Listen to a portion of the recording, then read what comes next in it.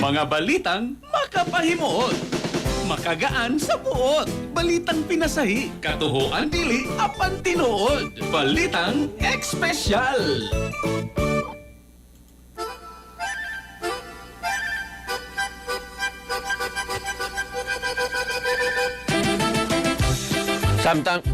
Samtang sa tong balitang espesyal, di ay 12 anyos, gipa-drive sa sakyanan sa amahan nga hubog.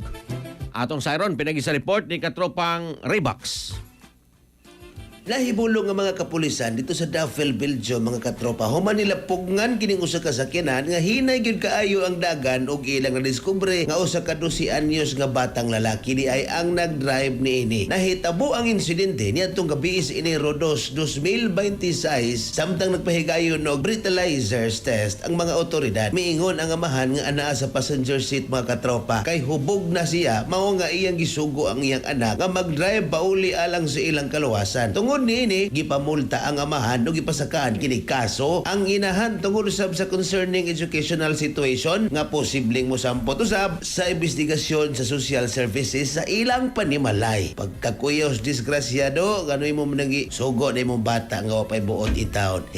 Anyways, sa atong mga katropang kalalakinan nga grabe kahapo sa lawas o wala nagyoy igong energy panahon sa kama. Mga katropa, di ay Turbo Food Supplement for Men gama sa Yes to Health Incorporated nga dunay maka og Glavo Huasca nga mooy mo pa energy nimo mohatag og boost siya nang imong libido, mga katropa, nga makakumpati kapag yun sa imong asawa. Safe imnon 30 minutos sa dili pa inyong labing-labing pag turbo na. Kaysa turbo, wagas ang lakas. Alang sa naghiusang Pilipino para sa Pilipinas, inyong katropang Reeboks alang sa balitang espesyal.